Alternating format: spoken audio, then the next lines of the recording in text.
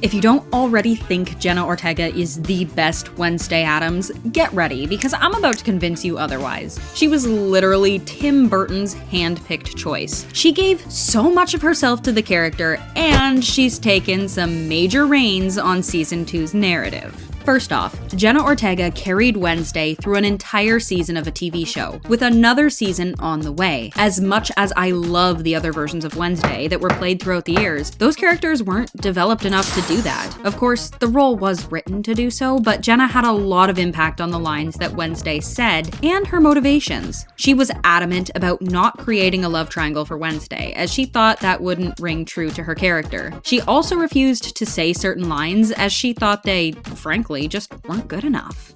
When Tim Burton and the rest of the production team landed on Jenna, it was like a casting light bulb went off. And when we found Jenna, it was just like, she was the one. It was also clear that she was truly dedicated to the role from day one. I honestly was so nervous to do this part because I just wanted to do her justice. She learned how to fence, to play the cello, she learned German, and even dyed her own hair to make it look more realistic. I would walk like Wednesday, and I think that people thought I might have been kind of crazy. Another thing I can't help but mention is the fact that Jenna Ortega has always been compared to the OG Wednesday her entire life. She watched all the movies when she was younger, and her sense of humor is very fitting to the iconic character. She inherently has a dry sense of humor as Jenna, and so she's incorporated that into Wednesday. Tim Burton compares her to a silent movie actor. She's easily able to convey things without words, which is peak Wednesday behavior. We were very lucky to have Jenna, because I can't imagine any other Wednesday. A fun little anecdote about Jenna playing Wednesday is that her closet seemed to lose all of its color after she started playing the role. It's just another example of how she fully embraced the character.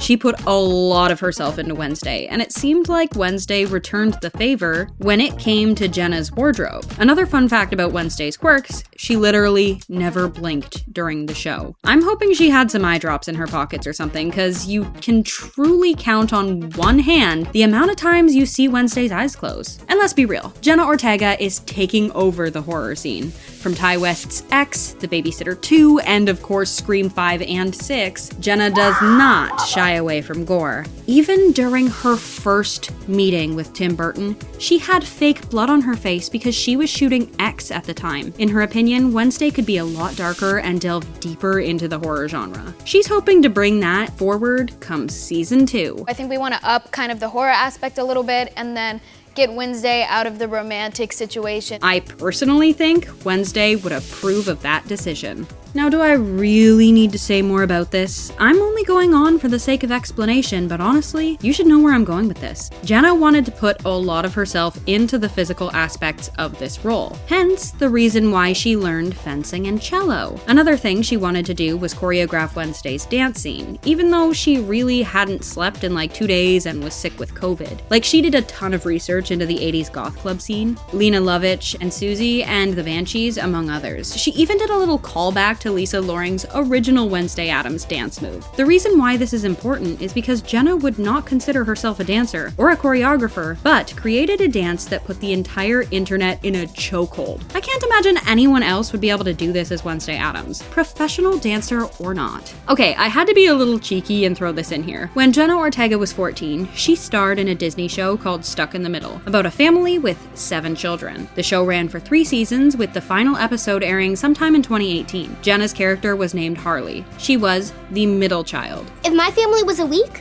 I'd be Wednesday. Come on, it's like it was meant to happen.